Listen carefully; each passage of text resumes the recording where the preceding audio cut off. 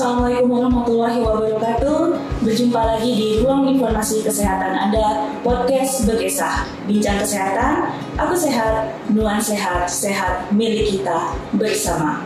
Kawan Berkisah, apa kabar semuanya? Sudah lama kami tidak menyapa kawan Berkisah semua yang ada di mana saja. Kali ini saya tidak sendiri, saya Maifan Tami akan ditemani oleh narasumber yang luar biasa kita pada hari ini. Siapa dia? Kita akan kenalan langsung sama beliau. Halo Pak. Halo, selamat pagi. Ya, apa kabarnya Pak? Alhamdulillah, baik. Ya, silakan Pak memperkenalkan diri. Selamat pagi, salam sehat untuk kita semua. Perkenalkan, saya Kastono. Kebetulan saat ini dipercaya menjadi Kepala Bidang Pencegahan dan Penanganan Penyakit Dinas Kesehatan Pengendalian Penduduk dan Bencana Kabupaten Kapuas Hulu. Kalau boleh tahu nih Pak, mungkin Bapak bisa sedikit cerita nih selama karirnya yang di Kapuas Hulu ini sudah berapa lama, terutama di Dinas Kesehatan? Baik, mungkin sebelumnya saya di rumah sakit itu dari mulai 95 sampai dengan tahun 2010. Kemudian 2010 sampai dengan 2022 di Dinas Kesehatan. Sebelumnya mungkin saya banyak berkecimpung mungkin di bagian keuangan, kemudian kemarin dipercaya juga mungkin sebagai Kepala Bidang Sumber Daya Kesehatan. Terakhir mungkin dipercaya sebagai Kepala Bidang Pencegahan dan Penanganan Penyakit Dinas Kesehatan Pengendalian Penduduk dan Keluarga Berencana. Dari mulai 24 Februari tidak salah saya sampai dengan saat ini. Wah, berarti ini sudah cukup banyak pengalaman ya Pak, terutama di Dinas Kesehatan. Jadi kalau sudah dihitung-hitung itu sudah ada 12 tahun berkiprah di Dinas Kesehatan. Hampir ini ya Pak, berarti hampir beberapa bidang, setengah dari bidang di Dinas Kesehatan sudah dijalani ya Pak? Iya, seperti itulah mungkin yang kita seperti pengalaman yang disampaikan oleh Bu Mani tadi. Mungkin kami hampir setengah lah dari masa kerja kami itu di Dinas Kesehatan. Ya, baik kawan Berkisah. Jadi kedatangan beliau kali ini kita akan mau membahas tentang terkait imunisasi.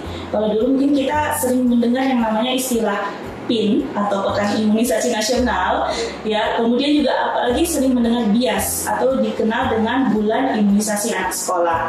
Nah Pak, kali ini kita muncul yang namanya BIAN ya Pak. Nah, apa yang membedakan antara PIN, BIAS dengan BIAN Pak? Bulan Imunisasi Anak Nasional ya Pak. Seperti ini baru dibicarakan. Ya. Baik, terima kasih. Kita memang selama ini mengenal namanya Pekan Imunisasi Nasional. Itu kita adalah untuk salah satunya menghilangkan yang disebut dengan penyakit polio. Jadi pada saat PIN itu kita fokusnya adalah pemberian vaksin polio yang lewat oral atau tetes. Kemudian ada lagi yang namanya Bulan Imunisasi Anak Sekolah. Bulan Imunisasi Sekolah mungkin di sana dia ditambah yang namanya campak dan rubella, tapi fokusnya pada hanya anak sekolah. Mungkin usia anak sekolah itu 6 sampai dengan 15 tahun. Kemudian yang terakhir ada lagi namanya Bulan Imunisasi Anak-anak Nasional. Di sana dia lebih lengkap lagi, karena mungkin kita dengan pandemi COVID selama ini ada beberapa alasan, mungkin anak-anak, bayi dan juga mungkin anak sekolah yang sampai 12 tahun yang tidak mendapatkan vaksin imunisasi dasar lengkap.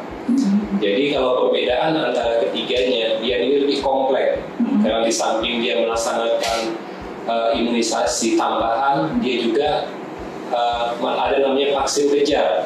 Vaksin kejar ini adalah diberikan pada usia 12 sampai 59 bulan yang akan kita lihat di catatan KIA atau catatan Kartu Sehat Anak. Di sana kalau dia belum mendapatkan vaksin polio, vaksin DPT, HB dan HIV, serta vaksin campak dan rubella, maka dia akan diberikan dikejar. Istilah dikejar itu kita nyebut bola. Nah, sementara yang vaksin tambahan itu difokuskan pada usia 9 sampai dengan 9 bulan sampai dengan 12 tahun, khusus hanya vaksin campak dan rubella. Ya. Baik, berarti ini lebih kalau tadi PIN kita fokus polio, berarti ini lebih kepada pentabio ya Pak, kalau kita istilahnya nyebutnya ya. Pentabio, campak dan rubella. Nah, kalau untuk berarti sasarannya tidak hanya untuk anak-anak di yang sekolah saja, tapi yang memang fokusnya masih di balita, ya, di posyandu juga menjadi sasaran utama. Nah, sebenarnya tujuan dilaksanakannya bulan imunisasi anak nasional ini apa, Pak? Kalau kita selama ini pernah mendengar yang namanya PD3I, iya, penyakit yang dapat dicegah dengan imunisasi. Salah satu penyakit yang dapat dicegah imunisasi selama ini kita mungkin tahu yang namanya kalau di TBC maka kita laksanakan vaksinasi BCG. Kemudian difteri, pertusis, tetanus maka kita laksanakanlah mungkin vaksinasi dengan DPT. Ya. Hepatitis atau kalau istilahnya nanti itu bisa menjadi kanker hati maka kita melaksanakan vaksinasi hepatitis. Hemophilus influenza maka dia bisa mencegah untuk sakit influenza tipe B. Kemudian campak dan rubella maka kita memberikan yang namanya vaksin MR atau measles dan rubella. Kemudian polio maka kita memberikan namanya vaksin polio. Untuk saat ini mungkin polio itu ada dua yang harus diberikan. Pertama mungkin polio tetes yang 2 tetes 4 dosis. Kemudian dia harus juga diberikan namanya injeksi polio vaksin. Nah, itu harus diberikan mungkin dengan suntikan, dia harus dapat 2 dosis. Nah, itulah tujuan utama kita melaksanakan bulan imunisasi nasional.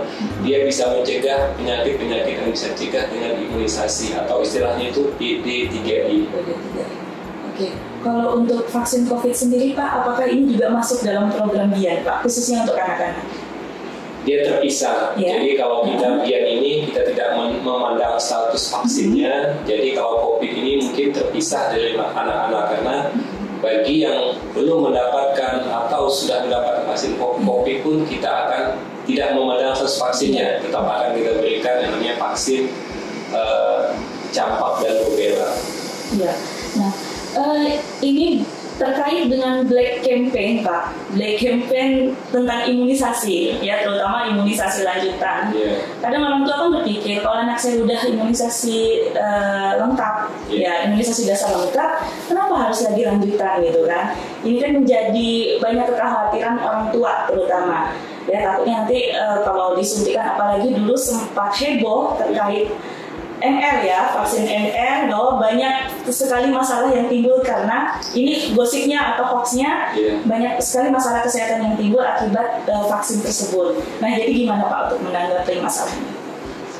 Jadi kalau kita lihat vaksin, terutama vaksin MR ini, pertama mungkin yang dikhawatir adalah kehalalannya. Dia sudah dapat yang namanya surat fatwa MUI masalah saya nomor 33 tahun 2018 tentang kehalalan vaksin MR yang dibolehkan karena istilahnya itu manfaatnya lebih banyak daripada mudaratnya. Artinya dia bisa mencegah penyakit dan kalau kita tidak berikan vaksin maka mungkin anak ataupun yang tidak berikan vaksin ini akan menjadi sakit. Kemudian yang kedua, yang namanya vaksin ini adalah memberikan antigen. Antigen sifatnya itu bisa dia virus yang dilemahkan atau virus yang memang sudah mati. Artinya ada batas waktu. Batas waktunya mungkin kalau kita memberikan tadi polio 4 kali. Karena mungkin dalam batas 4 kali itu kemampuan dia untuk melawan penyakit mungkin menjadi lemah. Maka akan diberikan lagi istilah itu vaksin selanjutnya atau booster atau tambahan. Jadi bagi ibu-ibu ataupun orang tua yang mungkin merasa sudah mendapat imunisasi dasar lengkap, maka memang harus diberikan lagi booster atau tambahan supaya vaksin yang sudah masuk dalam badan kita ini bisa ditingkatkan lagi kemampuannya untuk melawan penyakit yang tadi penyakit PD3I. Jadi kekhawatiran orang tua mungkin itu tidak beralasan karena mungkin dengan adanya vaksin yang kita berikan itu dia itu lebih memperkuat lagi, lebih meningkatkan kemampuan dia untuk melawan penyakit yang disebabkan oleh yang dapat dicegah dengan imunisasi atau PD3I. Oke, berarti untuk Papua Sulu sendiri nih Pak, terkait dengan PD3I, kira-kira gambarannya seperti apa Pak? Jadi kalau kita lihat sampai dengan hari ini, kalau kita lihat mungkin di sistem SKDR, sistem kewaspadaan dini dan respon. Memang sampai dengan hari ini kita mungkin tidak ada yang ditemukan sakit-sakit mungkin yang seperti polio, memang tidak tercatat. Kemudian mungkin lagi yang selama ini ada difteri itu mungkin kita alhamdulillah di Kabupaten Sulu ini mungkin tidak terdapat. Yang kemarin ada beberapa kabupaten selain kita tuh kalau tidak salah itu Singkawang, kemudian Landa kalau tidak salah saya. Alhamdulillah mungkin dengan dukungan teman-teman puskesmas, dukungan teman-teman mungkin dinas kesehatan, sampai dengan hari ini mungkin penyakit-penyakit yang bisa dicegah dengan imunisasi itu tidak muncul lah di Kabupaten Sulu. Alhamdulillah. Nah, terkait dengan pelaksanaan bulan imunisasi anak nasional, nah untuk mungkin informasi yang saya dapat bahwa ini dilakukan serentak di seluruh Indonesia. Nah, yang masih ada tahapan-tahapannya ya Pak. Untuk di Kabupaten Sulu nih Pak, rencananya pelaksanaan BIAN sendiri ini akan dilaksanakan kapan? Nah sekali bahwa BIAN ini dibagi 2 gelombang. Yang pertama gelombang 1 itu difokuskan kepada provinsi di luar Jawa dan Bali yang akan dimulai pencanangannya pada tanggal 18 Mei tahun 2022. Karena kita dapat di gelombang 1, maka serentak seprovinsi di luar Jawa, Bali, Sumatera, Kalimantan, Sulawesi, Maluku dan Papua. Yang penting di luar Jawa, Bali, maka dilaksanakan serentak pada tanggal 18 Mei tahun 2022.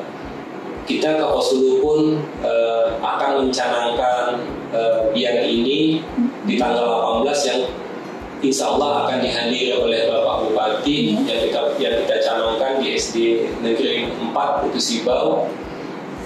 Insya Allah mungkin kita akan melaksanakannya dan juga nanti ada video konferensi dengan Bapak Gubernur yang akan dipandu oleh mungkin Dinas Kesehatan Provinsi. Ya, baik. Kawan Bekesa, jadi untuk BIAN sendiri akan dimulai sekaligus pencanangan ya Pak? Pencanangan pada tanggal 18 Mei 2022, tepatnya di SDN Negeri 4 Putu Sibau, yaitu pada hari Rabu. Ya, nah ini kira-kira apakah akan langsung dilaksanakan kegiatan vaksinasinya Pak, atau hanya pencanangannya aja?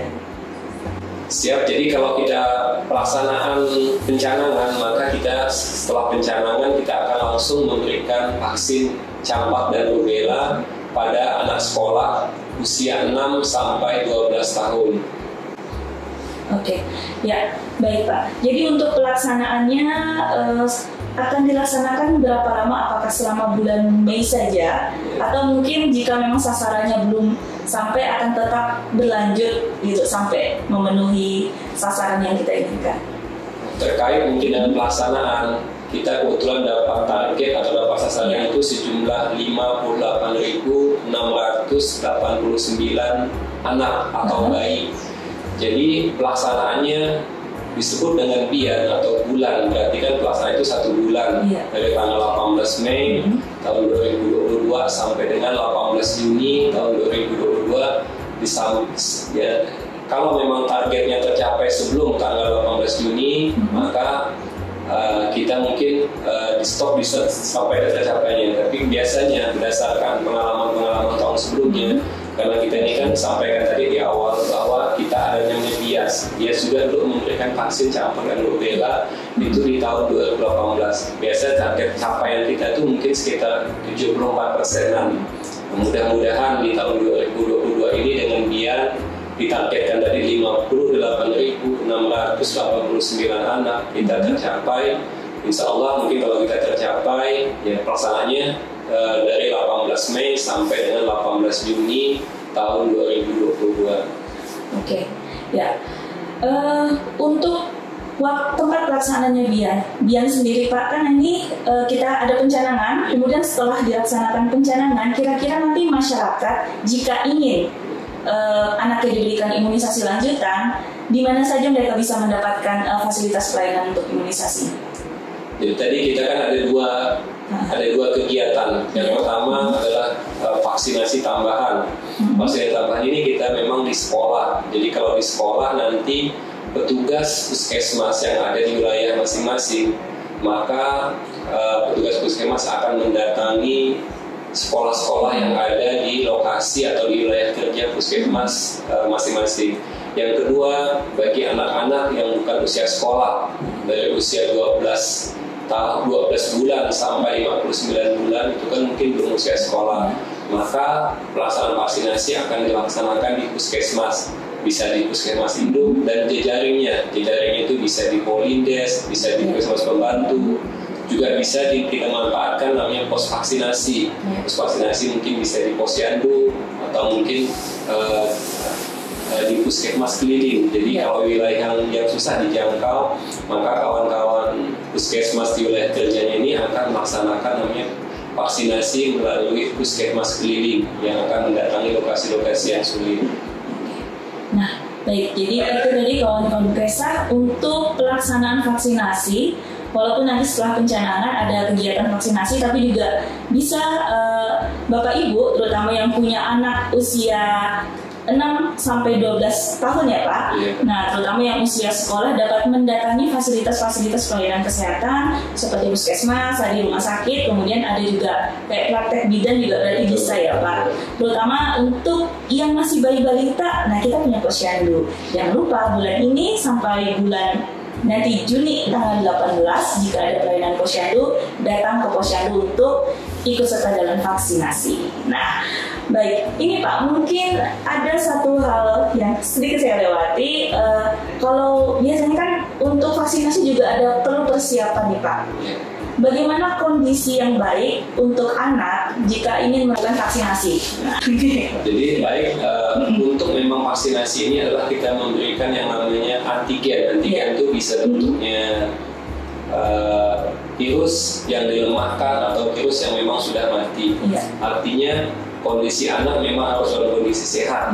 Jadi kalau dia memang dalam kondisi demam dalam waktu 7 hari terakhir, kemudian dia batuk pilek, kemudian sakit lain, kemudian dalam pengobatan atau minum obat, kemudian gangguan pembekuan darah, artinya itu hal-hal yang harus kita laksanakan, yang kita hindari. Jadi memang kita tunda sampai mungkin tidak demam lagi, batuk pileknya mungkin tidak ada, mungkin tidak lagi minum obat dari dokter. Kemudian kalau pembekuan darah, saya rasa itu tidak bisa kita tunda, memang dia harus kita hindari untuk memberikan vaksin.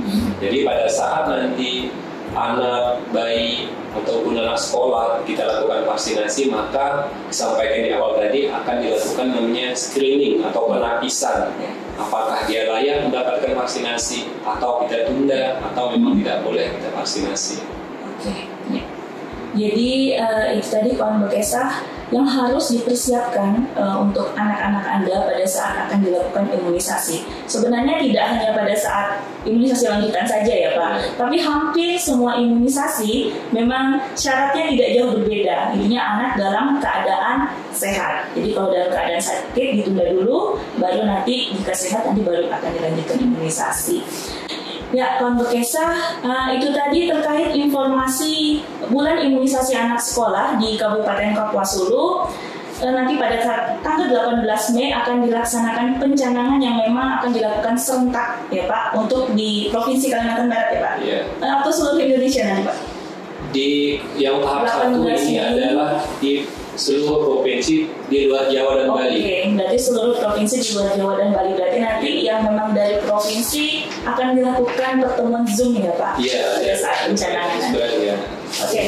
Baik Pak, closing statement nih Pak untuk kawan Bekesa di rumah, terutama ayah dan bunda yang memiliki anak yang memang menjadi sasaran dari biaya Pak. Silakan. Baik, jadi kekhawatiran Bapak Ibu sekalian tentang vaksinasi, baik dari vaksinasi dasar lengkap maupun vaksinasi tambahan, karena tadi kita ini adalah untuk memberikan kekebalan atau mencegah penyakit yang dapat dicegah dengan imunisasi.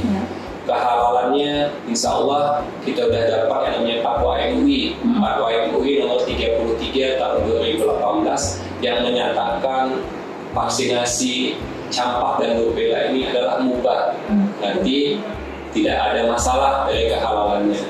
Kemudian yang kedua, karena bagaimanapun keberhasilan vaksinasi ini adalah perlu dukungan terutama orang tua, terutama dukungan mungkin wali yang punya anak, baik dia usia 9 bulan sampai dengan 12 tahun, untuk mendatangi atau memberikan pengertian bagi anak-anak yang punya usia sekolah bahwa vaksinasi ini adalah upaya kita, ikhtiar kita bersama untuk mencegah penyakit-penyakit yang berbahaya, penyakit-penyakit yang saat ini mungkin belum terjadi di Indonesia, makanya kita cegah dengan pemberian baik dari imunisasi tambahan. Tadi yang kedua mungkin dengan imunisasi kejar. Imunisasi kejar berarti imunisasi bagi anak-anak atau bayi yang memang karena kondisi pandemi COVID kita mungkin selama ini terlewatkan. Kita mungkin takut mendatangi fasilitas kesehatan, takut mungkin terkonfirmasi sakit COVID, maka kadang-kadang kita lebih tidak melaksanakan atau tidak memberikan vaksinasi kepada bayi dan anak kita. Jadi harapannya sekali lagi kepada Bapak Ibu sekalian, kepada orang tua, kepada guru dan juga mungkin wali kelas, bahwa vaksinasi ini adalah salah satu ikhtiar kita untuk mencegah atau untuk menghindari sakit yang lebih, yang disebut sakit yang bisa kita cegah. Mungkin ini yang dapat kami sampaikan. Kemudian tentang kehalalannya kita tidak usah khawatir, sudah ada Fatwa MUI nomor 33 tahun 2018 tentang kemudahan atau kebolehan vaksinasi untuk mudaratnya yang lebih, manfaatnya lebih besar daripada mudaratnya.